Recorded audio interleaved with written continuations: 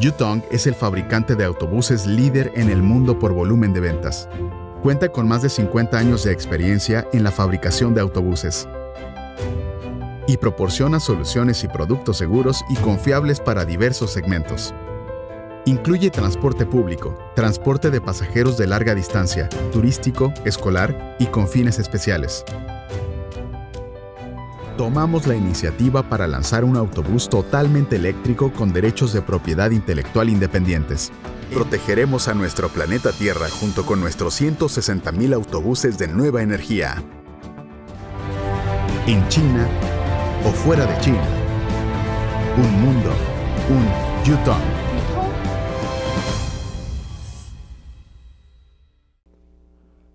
Retomando nuestro ciclo de mesas de diálogo, a continuación, contaremos con la presencia de Alejandro Luna Becerra, integrante del grupo transportista MOVA, de Jimmy Alexis Gómez Osa, presidente de la Corporación de Transportadores Urbanos de Colombia, del licenciado Ricardo Medina Macías, tesorero del Consejo de Administración de Grupo Tangamanga, y para moderar la mesa, el maestro Fernando Osorio, director de Planeación y Evaluación de Proyectos de Grupo CISA. El tema que reúne a estos especialistas es Desafíos claves del transporte que enfrentan los países en desarrollo. Cedemos entonces la palabra al maestro Fernando Osorio. Bueno, muy buenas tardes, ¿cómo están? Esta conferencia siempre es un poco complicada porque vienen de la hora de la comida, sí, pero vamos a tratar de que la pasen muy bien. Ya hemos visto a lo largo de estos primeros presentaciones, pues un tema de movilidad y salud. Ya vimos el papel de la mujer dentro del tema del transporte. Hemos visto la visión de las autoridades en una conferencia muy buena, donde estuvieron varios de los secretarios. Estamos viendo también los requisitos para un transporte de calidad, con un buen servicio. Y vimos al final el tema de la modelación de la demanda. Hemos visto varios temas muy interesantes, muy bien abordados por los diferentes panelistas. Y este no es menor. La verdad es que la visión que tienen y los desafíos clave que nos presentan, de acuerdo a lo que hemos visto el día de hoy, hacia los siguientes años, es muy importante la visión que tienen los concesionarios. Hay que recordar que si bien la autoridad es la que proporciona o debe proporcionar el servicio de transporte, muchas veces decide que un particular atienda este requerimiento. Y obviamente aquí vienen varios puntos de vista que son relevantes. La posición que tiene el transportista para hacer el servicio, pero también la remuneración que está pendiente de recibir. Pero además, a lo largo de todo esto, una serie de requisitos y requerimientos que hemos visto en otros paneles que son muy relevantes y que son parte de esos desafíos que estaremos viendo el día de hoy. Tenemos 3 panelistas de 3 diferentes, una ciudad de la Ciudad de México, de los compañeros de Colombia y también de otra ciudad en el interior de la República, y que es algo muy importante tener la visión de cada uno de ellos y lo que están aportando para el resto de la República. Las experiencias, como ustedes van a ver, tienen su fundamento en cuanto a ciertas similitudes por ser ciudades de Latinoamérica, pero también tienen ciertas particularidades y peculiaridades que nos estarán platicando. Empezaremos con Ricardo, por favor. Adelante, Ricardo. Muchas gracias, Fer. Bueno, pues buenas tardes a todos. Antes que nada, agradecer a toda la organización del AMTM para este 15º congreso, que bueno, ya es el 15º. He asistido desde la primera vez, que creo que fue en el Melía, Fer, en el Melía Reforma. Creo que ahí empezamos. Y pues bueno, ha cambiado mucho el transporte, sigue cambiando y bueno, voy a tocar, yo soy de San Luis Potosí, he estado en varios estados también manejando transporte, Jalisco, Tamaulipas y algunos otros, ¿no?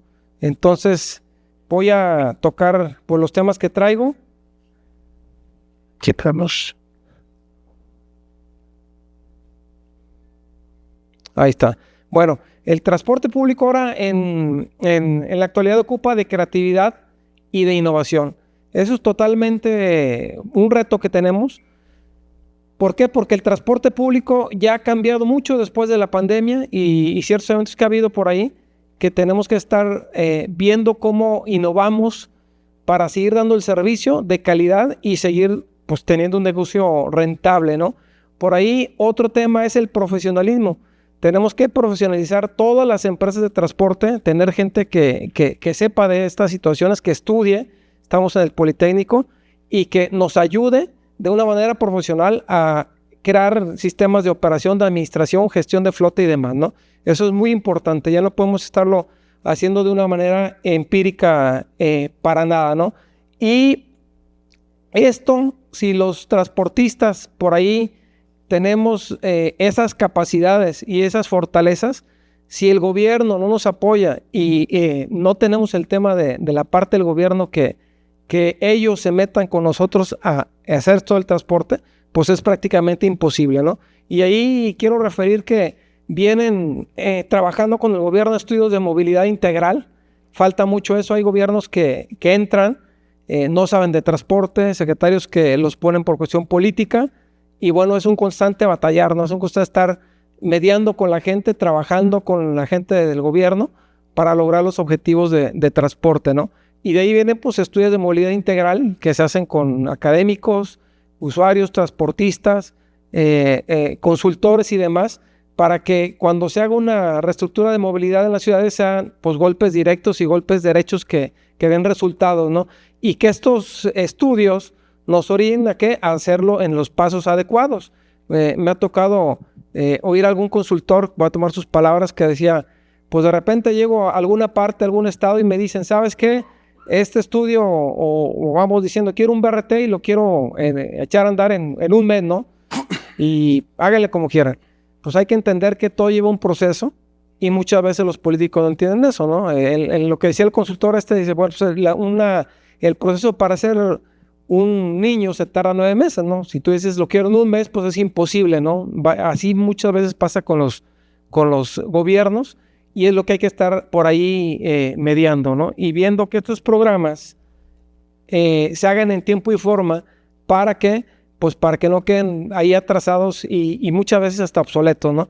Hay casos en México, me acuerdo de 2 estados, no lo voy a decir por ética, pero hay uno que tiene un sistema de BRT muy padre, ya tiene toda la infraestructura vial, tiene la tecnología de punta de primer nivel, una tecnología cara, tienen como 2 años y no lo están usando, ¿no? Ni siquiera pasan camiones, pasaron muy poco y bueno, fue porque llegó una persona por ahí de los gobernantes, quiero esto, no hizo un estudio adecuado y bueno, pues ahí quedó, ¿no? En otro estado también me acuerdo que hicieron un carril confinado, le gastaron mucho dinero y ahí quedó tirado, nunca pasaron camiones ni siquiera, ¿no? Entonces hay que estar trabajando mucho con las autoridades, desgraciadamente, para poder lograr los objetivos que tenemos que lograr, ¿no?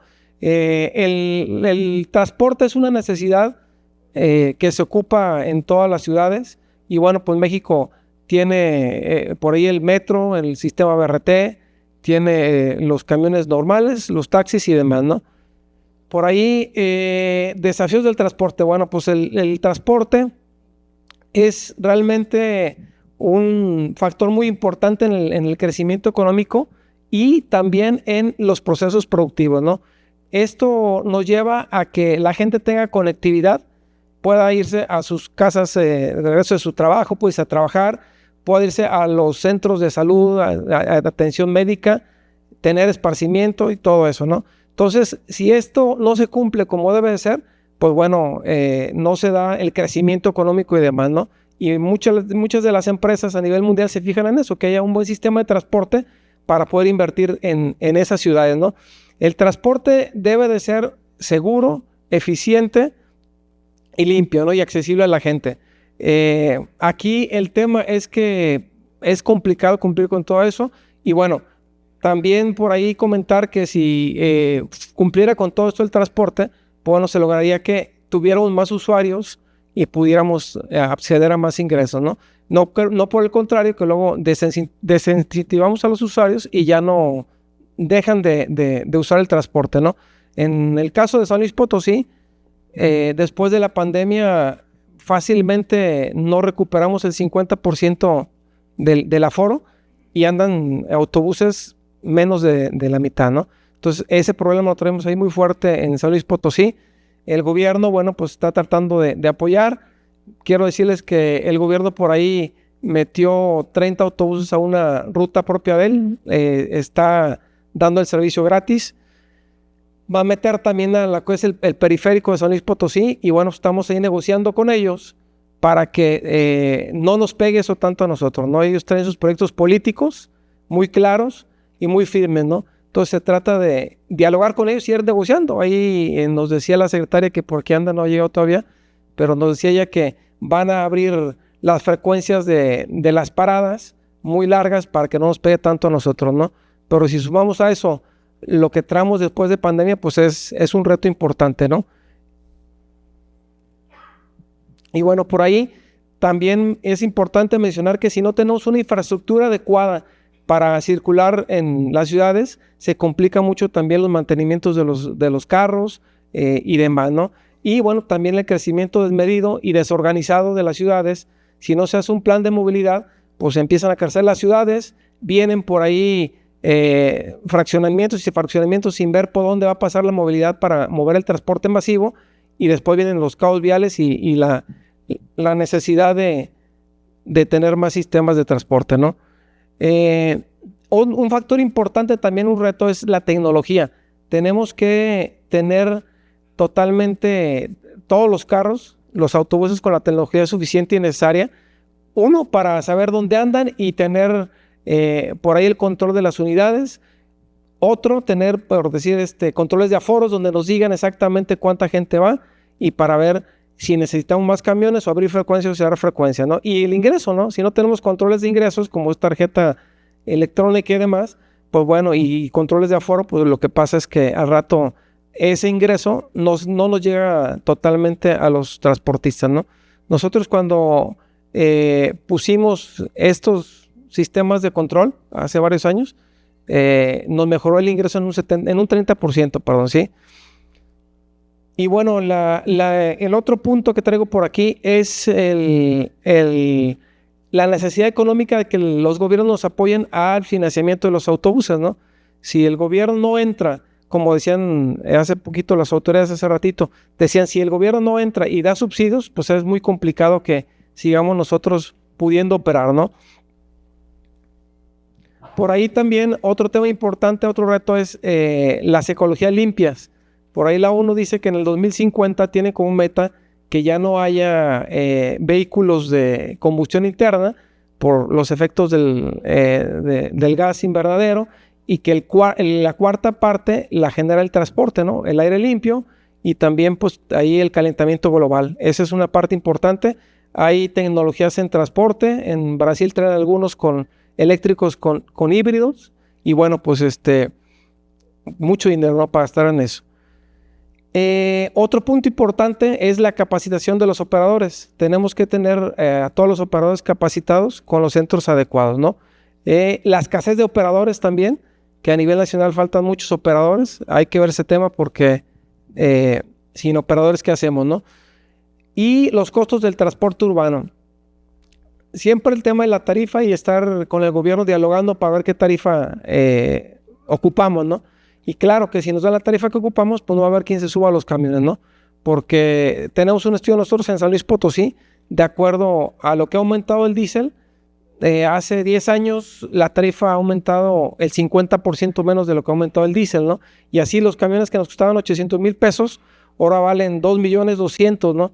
Entonces, esos temas son los que realmente afectan realmente al transporte, y hay que estar consensándolos con el gobierno. Desgraciadamente, nuestro sector es un sector que hay que estar totalmente negociando, platicando y demás con el gobierno, ¿va? Entonces, es todo lo de mi ponencia. Gracias por su atención.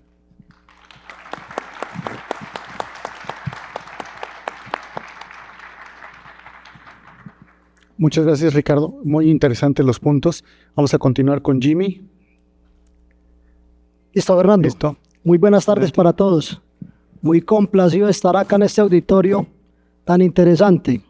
Reconocer a mis compañeros, colegas de Medellín. Venimos una delegación de 21 transportadores, entre ellos gerentes, accionistas, propietarios y funcionarios públicos, porque queremos venir a interactuar con ustedes, pero con la presentación del compañero yo estoy aquí diciendo, estamos en lo mismo, estamos viviendo la misma situación. Préstame es este. Es así bien. Ok. Hacia el punto verde. No, ahí está bien. Esta silla ya cogió mi forma. Está perfecto. Sí, sí. Entonces, yo les quiero decir o explicar cómo estamos hoy donde nosotros prestamos el servicio, que es el área metropolitana del Valle de Aburrá, donde la ciudad madre, la ciudad principal es la ciudad de Medellín, en Colombia. Entonces tenemos 10 municipios, como pueden ver allí la distribución del mapa político, que conforman un área metropolitana. En esos 10 municipios tenemos un parque automotor de aproximadamente 5.100 vehículos tipo bus que prestan el servicio a los ciudadanos que utilizan o que se movilizan hoy entre diferentes sitios de esta región. Tenemos 474 rutas origen, tenemos una muy buena cobertura, cubrimos cada una de las laderas. Medellín y el área metropolitana están en un valle y hacia afuera nos cierran unas montañas muy hermosas, muy verde, nuestra región, pero eso dificulta, y estábamos hablando esta mañana, lo decía Nicolás, estamos en un espacio finito, un espacio donde las vías ya no van a crecer más, cada vez ingresa más parque automotor, cada vez ingresan más motocicletas. Los que han tenido la oportunidad de ir a visitar nuestra ciudad se dan cuenta de la cantidad de motocicletas hoy que tenemos y que cada vez se vuelve más compleja la operación del transporte público. Tenemos entre el transporte masivo, que en Medellín empezó a operar en 1995, y el transporte colectivo, una movilización de aproximadamente 1.900.000 usuarios. ¿Cómo se distribuyen este 1.900.000 usuarios? 1.000.000 lo moviliza el masivo y 900.000 usuarios día los moviliza el transporte público colectivo, que son las empresas tradicionales o los concesionarios, como los llaman ustedes acá. Una dificultad muy grande en nuestra región. Como son 10 municipios, hay 10 autoridades de movilidad y es muy complejo porque cada uno quiere ser autónomo en su región. Esto nos ha generado grandes traumatismos y dificultades para lograr integrar la operación en el área metropolitana. Pero adicionalmente tenemos una autoridad que es el área metropolitana, que es la autoridad del transporte masivo, pero no ha logrado unificar todas estas autoridades en materia de movilidad que tenemos en nuestra región. El sistema integrado del transporte del Valle de Aburrá pues también hace parte del metro, los metrocables, el BRT, y hoy tenemos tranvías también operando en la región.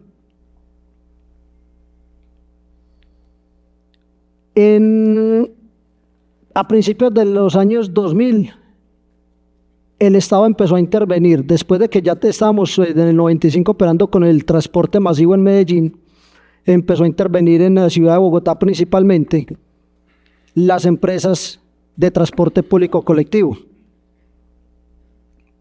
cambiando ese modelo hacia un modelo masivo.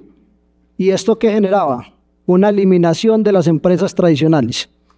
Para garantizarle la movilidad, para garantizar que la gente se subiera en transporte público colectivo, pues empezaron a eliminar las empresas para garantizar la movilidad del transporte masivo. Ese tema lo soportaron ellos o lo argumentaron en una sobreoferta vehicular, en unos vehículos que ya estaban obsoletos, en una guerra del centavo, en una alta siniestralidad que no es diferente a lo que hemos visto en el desarrollo y en el trasegar que hemos tenido hoy aquí o durante esta semana, de lo que hemos interactuado con los colegas en México.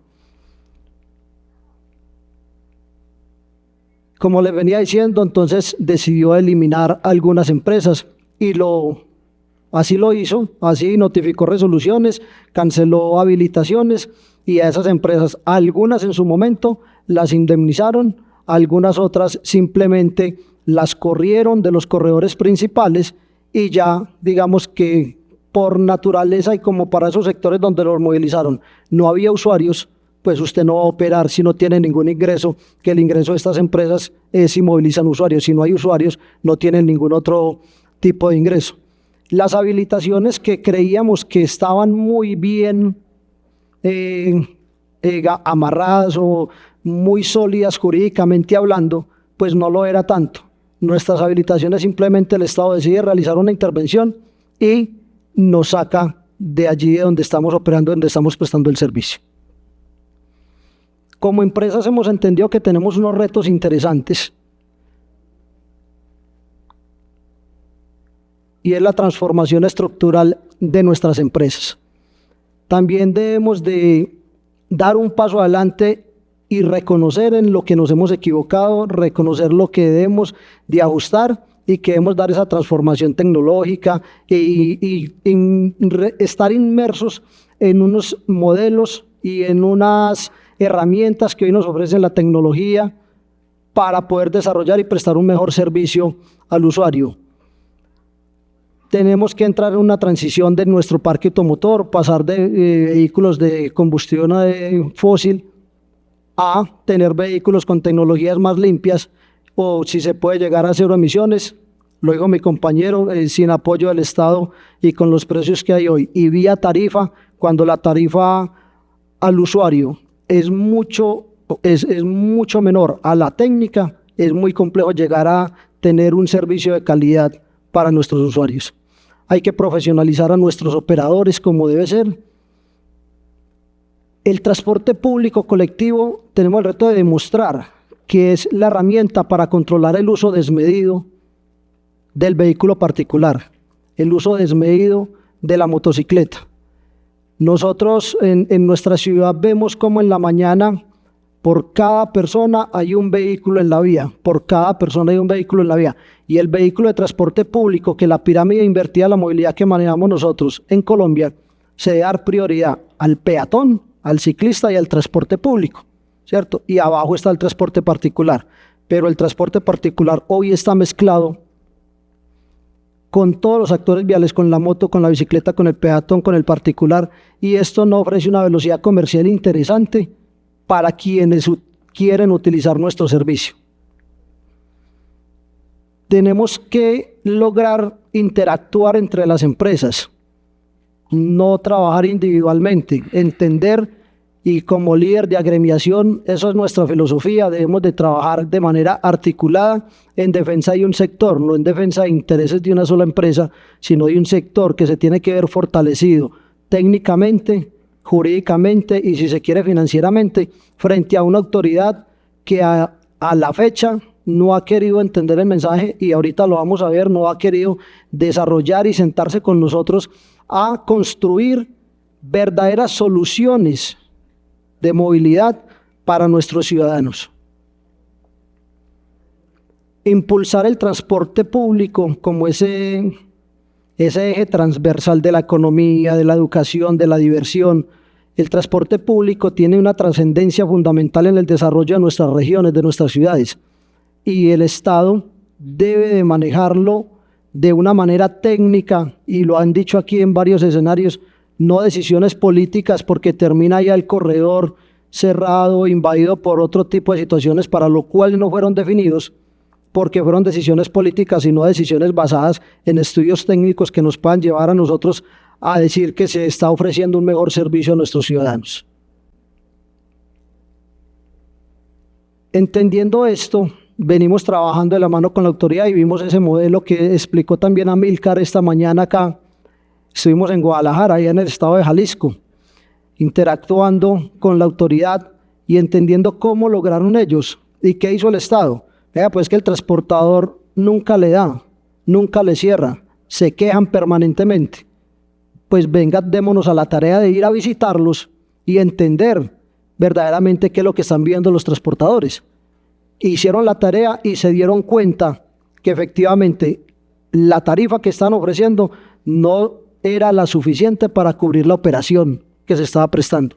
Y por ese motivo, y lo digo, no hables de subsidios, tenemos que hablar de subsidios, porque si no, los que saben operar, los que llevan 50, 60 años prestando el servicio, tienden a desaparecer, y nosotros como Estado hoy no estamos en la capacidad de asumir la prestación de un servicio que en esa región pueden ver 900.000 usuarios día, muy paralelos con el transporte masivo. Entonces ese ejercicio que vimos en Guadalajara, no sé en qué otras regiones de acá de México lo han implementado, pero nos pareció muy interesante.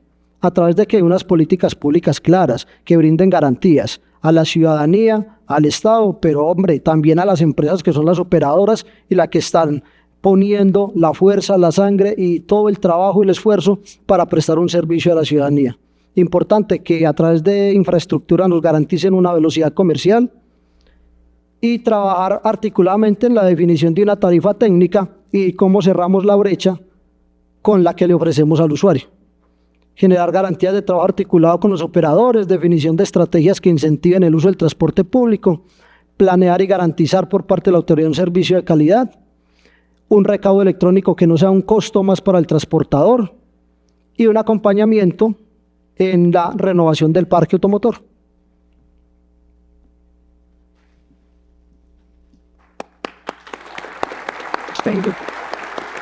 Gracias. Gracias.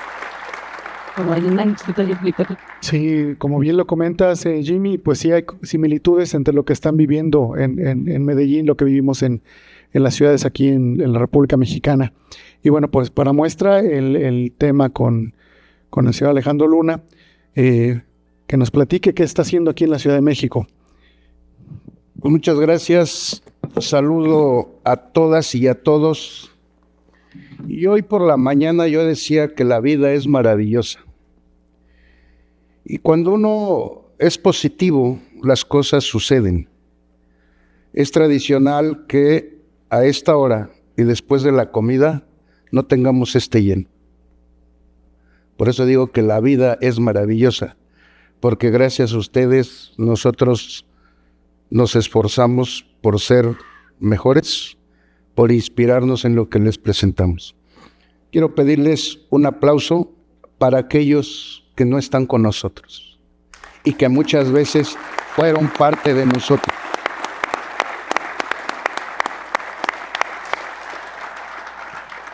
Gracias. En representación de la ciudad anfitriona, quiero dar un obsequio de movilidad de vanguardia para cada uno de nuestros compañeros y que se lleven a su ciudad un recuerdo del compañerismo del transportista de la Ciudad de México.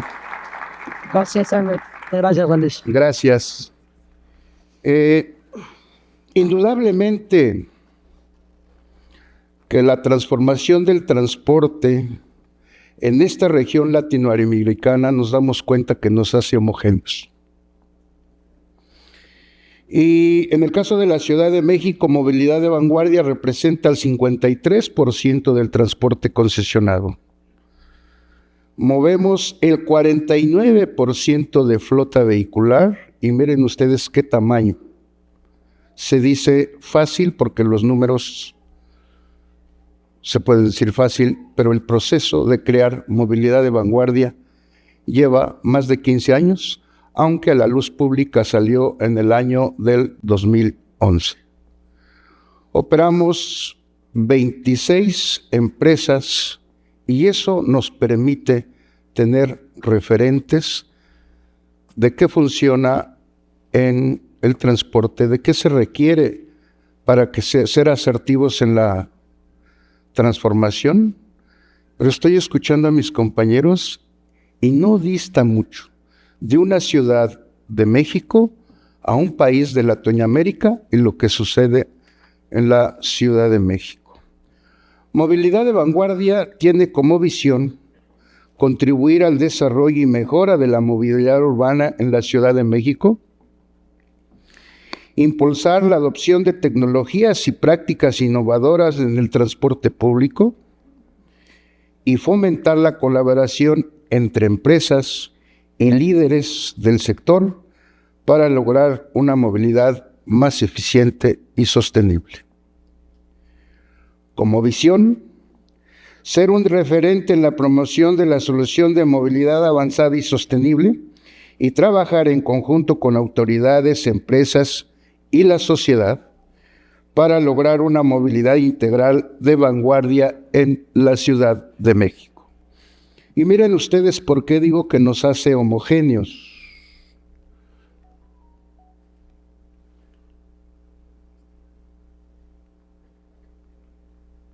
Hoy, Apoyo, Alejandro. Sí. No, Ahí. Acabamos de escuchar a los dos compañeros que hablan de la referencia de la pandemia. Y la pandemia vino a ser disruptiva en toda la sociedad y en todo el mundo. ¿Por qué en el transporte no tendría que ser? Llegamos a una situación de la caída económica regional, y al propósito pongo regional, por lo que estamos viendo de homogeneidad en el tema de movilidad en Latinoamérica. Bajó la producción a nivel mundial. En el transporte de pasajes se redujo la demanda hasta un 80%. Claro, para el hombre camión le redujo sus ganancias y le impactó en su economía. Para las empresas, les podemos decir que todavía en algunas está el riesgo de quiebra. ¿Por qué? Porque cambia la responsabilidad de los impuestos. Todo cambia. Esto da pauta a otros modos de transporte, pero por supuesto, esa dinámica o ese impacto de cuestión de salud, cuando veíamos cómo había una mortandad, lo que queríamos era transitar nosotros solitos porque la otra, me daba miedo que me contagiara. Y entonces en la Ciudad de México disrumpe el uso de la bicicleta. Se acrecenta el uso del transporte particular y, en consecuencia, la demanda cambia y el negocio cambia. Y tenemos otra cosa muy importante, el cambio climático. Alguno de mis compañeros habló del cambio climático, el calentamiento global. Que eso pudiera ser una noticia que no nos debiera de interesar por ser transportistas, aunque por ser ciudadanos sí nos debe de importar. Amigos, como transportistas y ciudadanos nos debe de importar y mucho. Hay un incremento de gases de efecto invernadero y el transporte es un gran productor y generador de esa contaminación que para los gobiernos se puede convertir en un tiempo muy corto en un problema de salud pública. El calentamiento global, nos dicen los grandes estudiosos, que tenemos nada más 1.5 grados de tolerancia para que las catástrofes se hagan más masivas y no nos vamos a dar muchas vueltas.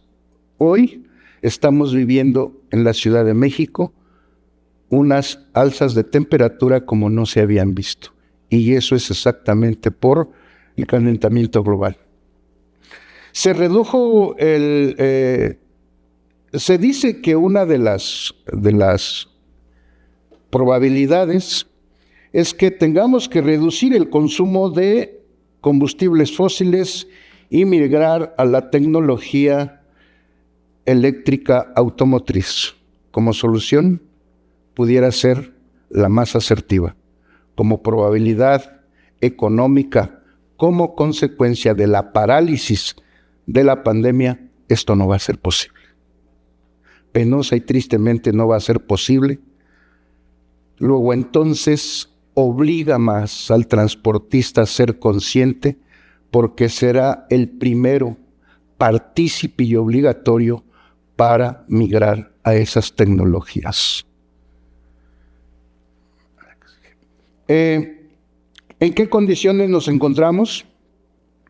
La de reducción de demanda en el 2022 teníamos un 20%, 25% y un 30%. Esa variabilidad depende de las rutas en el ramal y de los corredores origen-destino y la zona geográfica donde presta el servicio en la Ciudad de México.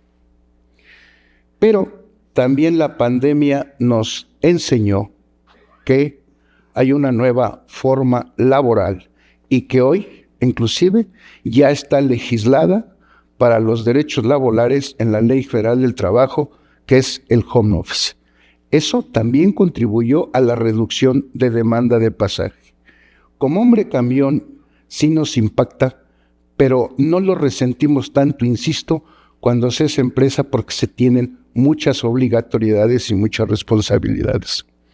Y algo que también no podemos dejar de ver, y por eso hablaba yo de regionalismo en la primera lámina. A raíz de la pandemia y la baja de la producción, el problema económico en Latinoamérica se acentuó más. Más aparte que hubo tentaciones de mover a la gente para llegar al sueño americano. Pongo este tema porque México es el último eslabón para que la movilidad social que viene de Centro y Sudamérica para el sueño americano puede ser un impacto en las ciudades de México como tránsito o como estancia permanente, toda vez que vemos la radicalización en Estados Unidos para no permitir esa migración. Eso también requiere servicios y uno de ellos es la movilidad.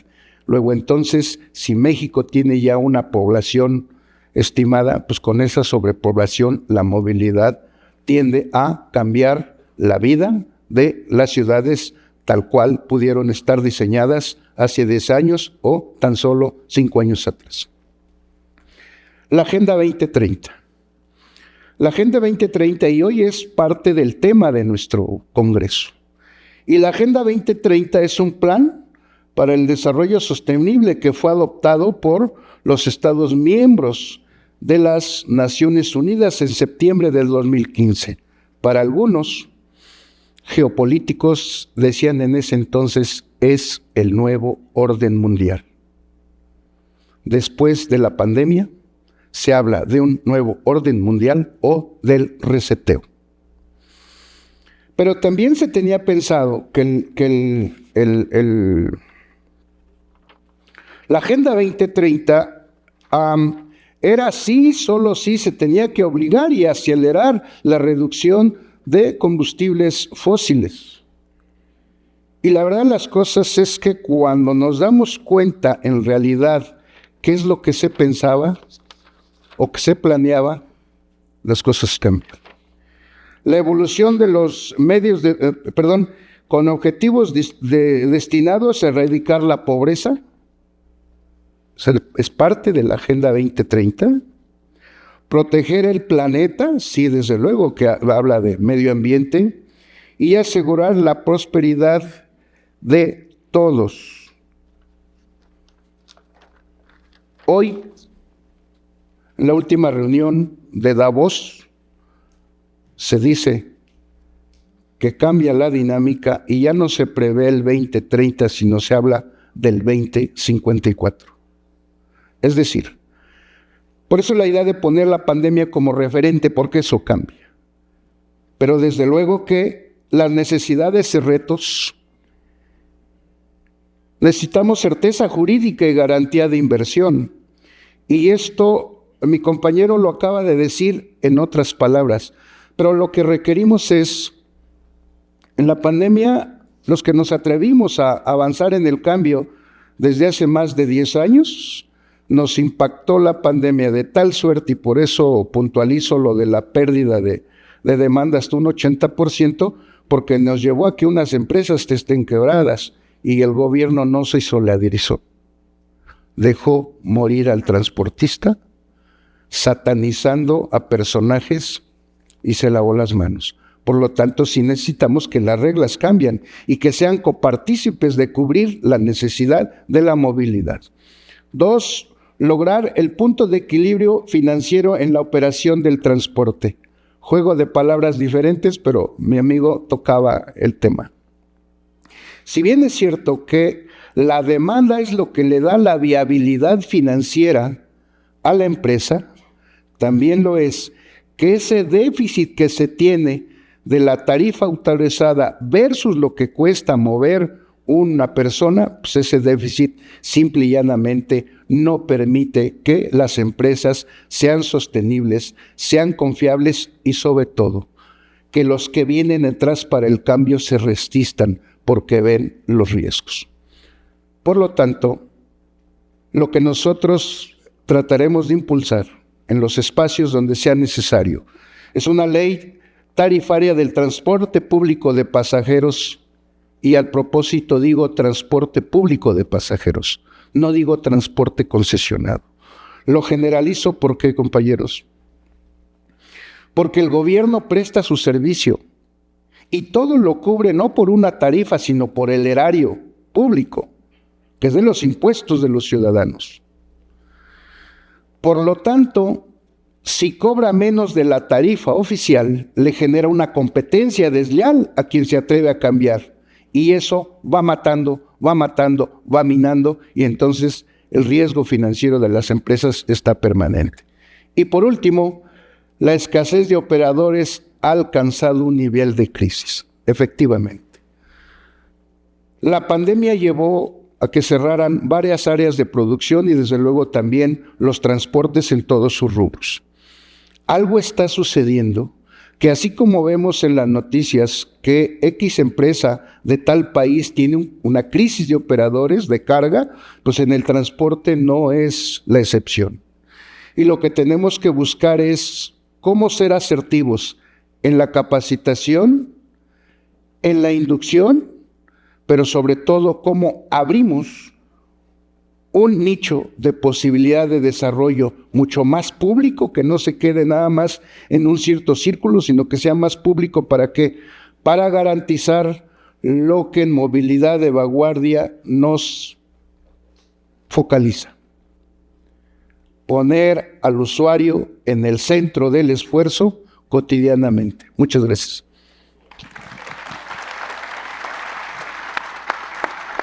Muy bien. Bueno, aquí es importante, ante las reflexiones que estamos haciendo, y sobre todo considerando que ustedes representan a los concesionarios, es importante que nos comenten qué es lo que han hecho bien y qué es lo que han hecho mal en cuanto a los concesionarios que representan.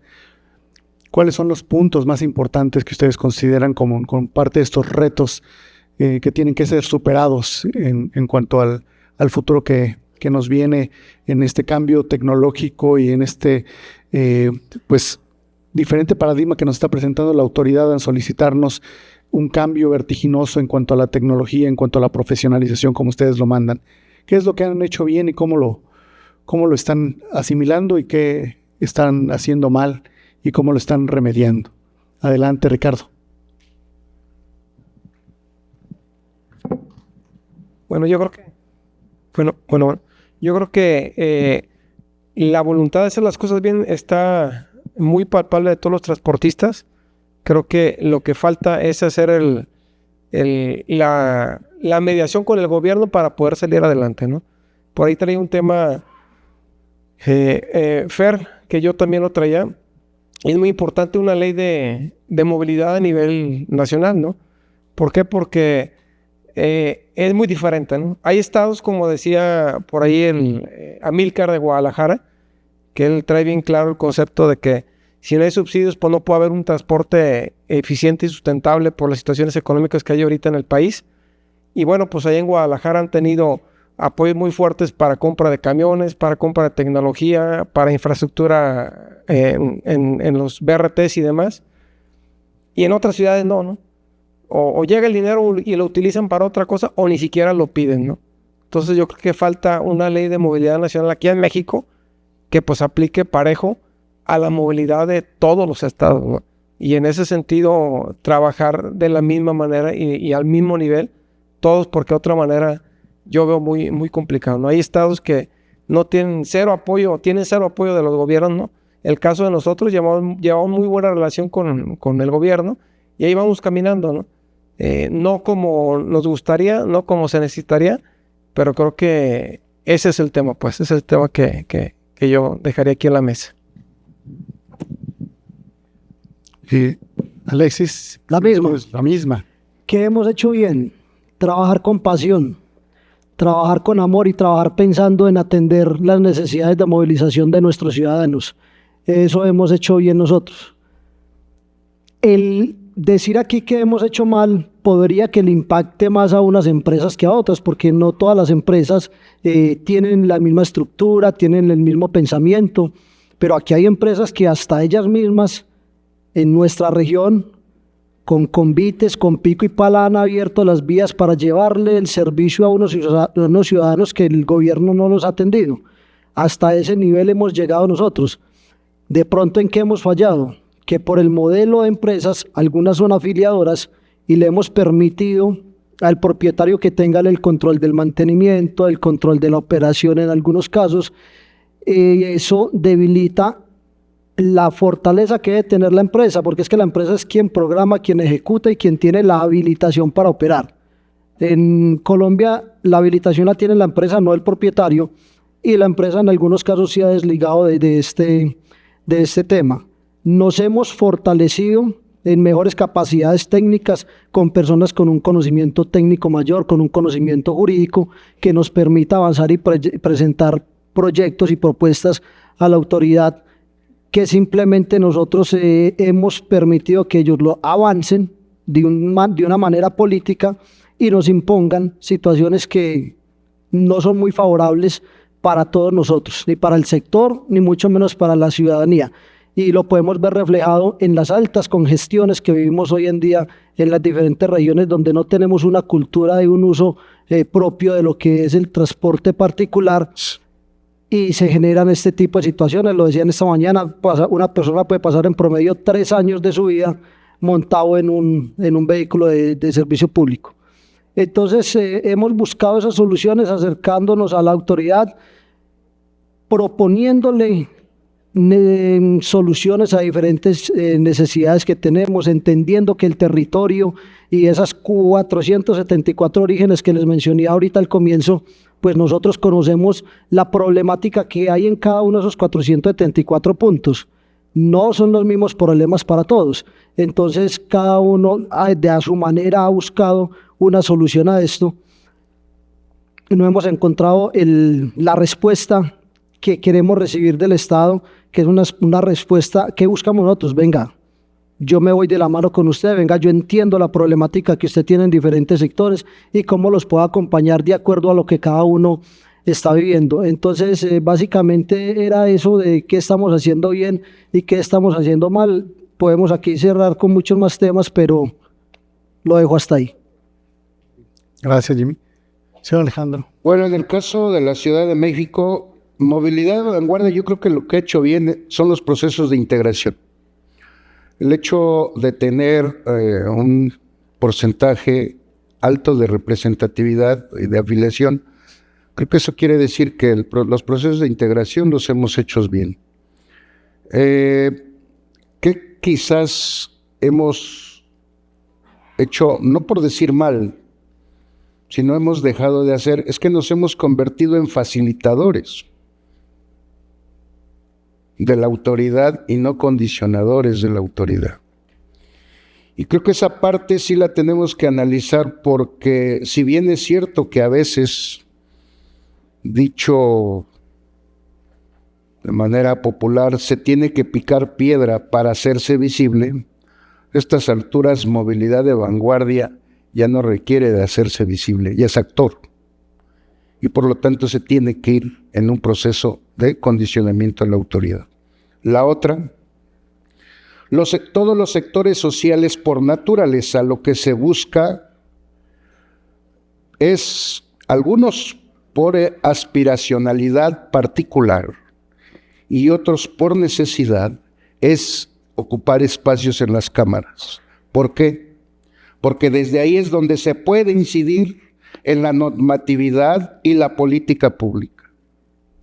Mientras no haya en las cámaras quien pelee, levante la voz con elementos suficientes a nombre y en representación de los transportistas, tendremos en las cámaras representantes populares que devienen de un proceso político y que puedan estar en la Comisión de Movilidad, pero que nada tienen que ver con nosotros. Cierto. El transportista es el único que sabe qué le duele, el único que sabe cómo hacer su trabajo y el único que hoy día en Movilidad en Vanguardia sabe cuáles son los procesos de cambio y las necesidades del sostenimiento financiero de los proyectos. Eso es lo que tenemos que ir pensando. Pero construirlo, amigos transportistas, no es sencillo. ¿Por qué? Porque la confianza es un don, y un don que se tiene que ganar. Cuando alguien se vuelve aspiracionista, el propio transportista hace el juego de la cubeta de los cangrejos. Y creo que tenemos que empezar a cambiar la mentalidad de que solamente unidos, solamente mancomunando esfuerzos y solidariamente ayudando al de al lado, al de enfrente y al de atrás, cuando encontremos ese punto nodal de equilibrio del ser humano, es cuando el transportista va a adquirir más grandeza.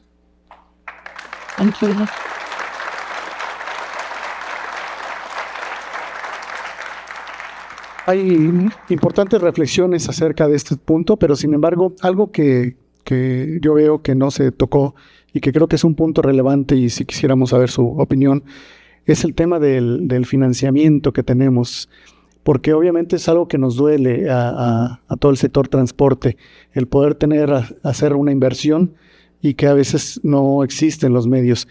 Yo creo que es tan importante que ustedes manifiesten qué grandes retos tenemos el día de hoy para el tema del financiamiento. Viene una siguiente presentación al respecto y creo que vale la pena que ustedes manifiesten cuáles son los requerimientos. Creo que ahora empezamos al revés. Señor Alejandro. Creo que es un tema muy difícil y nada más pongo en contexto.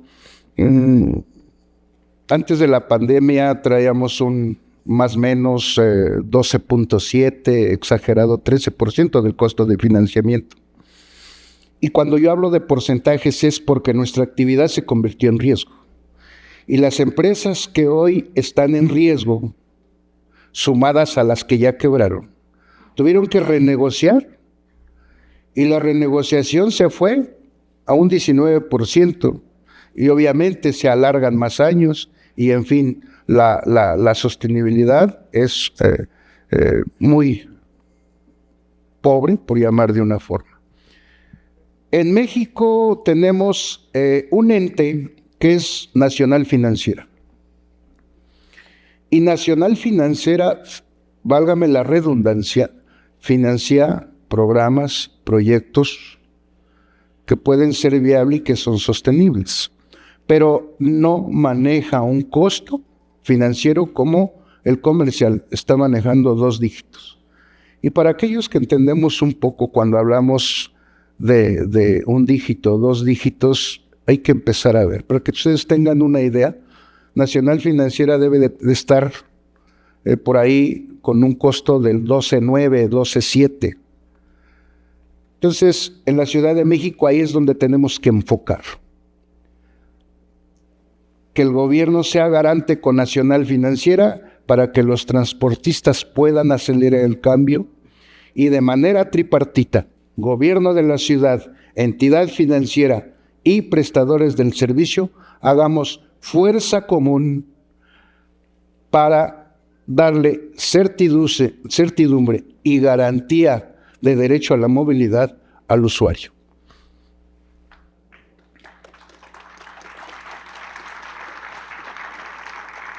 Alexis, si nos quieres comentar cuál es tu perspectiva del tema del financiamiento allá en Colombia. El financiamiento siempre ha estado al lado o ha sido un aliado para nosotros en el crecimiento y desarrollo de la operación, la prestación del servicio. Pero las condiciones del financiamiento cambiaron enormemente. Hoy acceder a un crédito, primero poder acceder es muy difícil. No somos unos actores interesantes para la banca. No nos ven porque tenemos una actividad de alto riesgo. Entonces, tocar hoy las puertas de la banca ha sido muy complejo en nuestro país. En su momento, la alcaldía de Medellín dispuso de unos recursos públicos para amortiguar esa tasa de interés a la hora del propietario de la empresa hacer unos créditos para renovar su flota. Sin embargo, y a pesar de disponer de los recursos, pues qué sorpresa que ningún transportador fue interesante para la banca, aún sabiendo que estaban esos recursos allí dispuestos para amortiguar en algo esa tasa de interés que estaban ofreciendo, que inicialmente era desde el 11 tocando el 12, pero se subió al 19 y algunas pasaban hasta el 21 y 22%. Sí. Entonces pensar en que un propietario iba a decir voy a hacer una inversión a través de la banca, pues no era viable financieramente hablando. Y para la banca no lo veían interesante porque decía, pues es que ese no tiene cómo pagarme. Entonces allí es donde decimos, venga, articulémonos, que es que nosotros prestamos un servicio que es público y que es deber del Estado garantizar que los ciudadanos accedan al mismo. Y la carga hoy la tienen los transportadores, y esa responsabilidad en las condiciones que estamos hoy es muy difícil sacarlas adelante. Entonces por eso allí vuelve el tema, requerimos de modelos también financieros, de amortiguación, de renovación de flota para poder sacar esto adelante, porque la banca hoy no nos ve interesantes para trabajar con nosotros. Muchas gracias, Jimmy.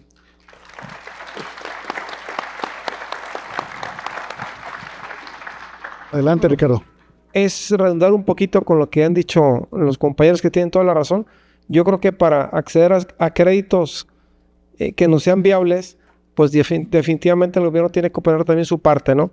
El caso de nosotros hemos visto varias veces a los gobiernos, este sexenio, el pasado, y generalmente nos dan mejores tasas a las armadoras y mejores condiciones que el propio gobierno, ¿no?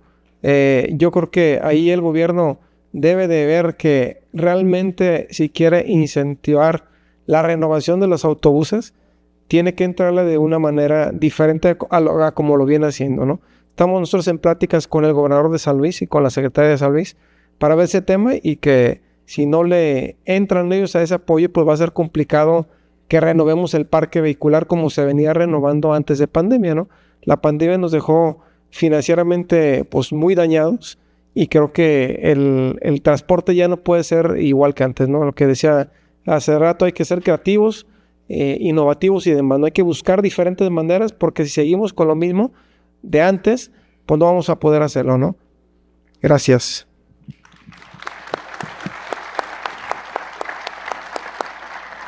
Y una siguiente pregunta, que es una reflexión acerca de dónde estamos parados el día de hoy y cuál es el papel fundamental del concesionario.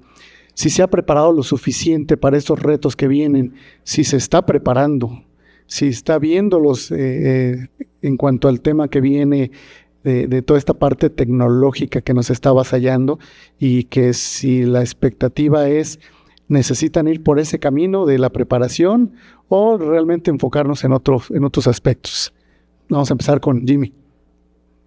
Yo considero que sí nos estamos preparando, y si nos vamos a años atrás, pues vemos acá la transformación, entiendo, en México era el hombre camión, ya no, ya hoy están dando un paso importante donde ya son empresas o concesionarias, como lo llaman ustedes. Caso similar pasa en Medellín. Hemos estado entendiendo que nosotros solos, como empresas y como islas aparte, y cada empresa defendiendo su pedacito de territorio, no vamos a lograr avanzar. Por ello, hoy hay unos sistemas que lastimosamente no han avanzado, unos convenios de colaboración empresarial, pero que ese es el camino, y que a través de la agremiación que represento y tengo el orgullo de presentar, y la confianza de mis afiliados, hemos entendido que trabajar de la mano es el camino para llegar fortalecidos ante la autoridad. Entonces pienso que nos hemos preparado, tenemos personas con mucho mayor conocimiento. Digamos, nuestros antecesores eran personas berracas, no sé berraco aquí que era, pero allá es una persona valiente, fuerte, echada para adelante, y que sacaba a su familia adelante a través del sudor de su frente, y esas personas nos enseñaron unos principios, y hoy estamos combinando esa berraquera con el conocimiento, con la preparación profesional para poder continuar en esta actividad que llevamos todos en el corazón.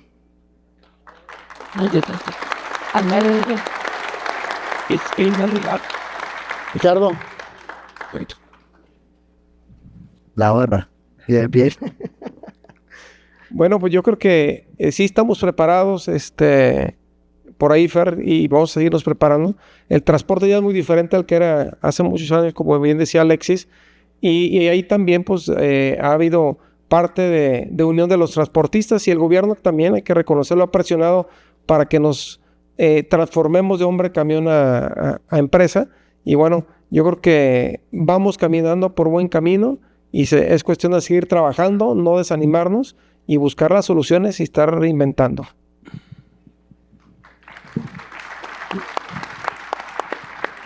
Alejandro.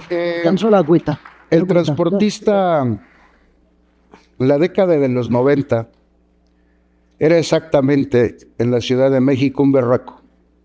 Echaba para adelante. Y recuerdo que en ese entonces decíamos, ¿cómo es posible que un ambulante pelea 1 metro cuadrado y nosotros no peleamos kilómetros? Y así retábamos al concesionario para que saliera a la calle y a luchar por sus derechos. Pero no nos olvidemos que estamos en el 2024. Las reglas y las condiciones cambian. La certeza jurídica que hoy tiene un concesionario de hombre camión no es la misma que en los 90s. Hoy está contra la pared. La garantía para poder accesar a un financiamiento está cerrada, porque le van a poner garantías del 3-1. Son impagables. Por lo tanto, lo que tenemos que hacer es prepararnos, porque el cambio ya está. Y hay de aquel que piense que todavía echado para adelante le va a ganar a la autoridad. No, porque pasa en San Luis, pasa en Colombia, y debe de pasar en Chile, y debe de pasar en Brasil. ¿Por qué en la Ciudad de México no? ¿Por qué en la Ciudad de los Palacios no? Por ser la Ciudad de los Palacios tenemos que garantizarle la movilidad a los usuarios. Por lo tanto, creo que decía acuerdos de colaboración, yo digo integración. El transportista debe de llevar una dinámica de integración y de necesidad de preparación y de dejarse un día de ganar, pero invertirle a su negocio en preparación. Eso le va a permitir ser más receptor del cambio, ser impulsor de cambio y ser actor de cambio. Porque de lo contrario, de no darse, va a ser parte de que se lo lleve el cambio. Y eso no queremos. En Movilidad de Vanguardia, por eso lo que hacemos es preparamos a los directivos, vamos con los concesionarios, charlamos con la mano de obra para decir, vamos todos juntos. Y en la medida de que el transportista se deje de acompañar, va a adquirir certidumbre, va a adquirir fortaleza, pero sobre todo va a adquirir unión. Hoy más que nada, nuestra actividad, lo que urge, lo que lo va a hacer solidario y sostenible ante el cambio, es estar unidos. Si seguimos descalificando y criticando a los que cometimos el pecado de abrir brecha para el cambio, ni unos pierden ni otros ganan, pero sí lo que pierde es el negocio. Muy bien, hombre.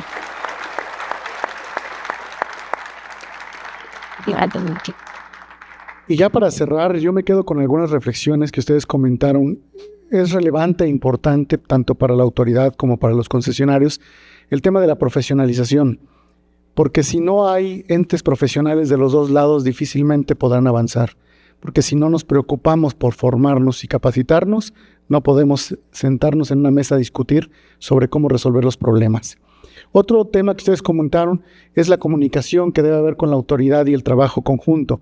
Y aquí algo que mencionaba tanto Jimmy como Ricardo y como Alejandro, el tema de la empatía. O sea, también el comprender desde dónde está el otro frente, qué es lo que está haciendo, cómo lo está haciendo, entenderlo y también colaborarle, porque también él tiene que solucionar ciertos problemas que desde nuestra visión a veces no son tan comprensibles.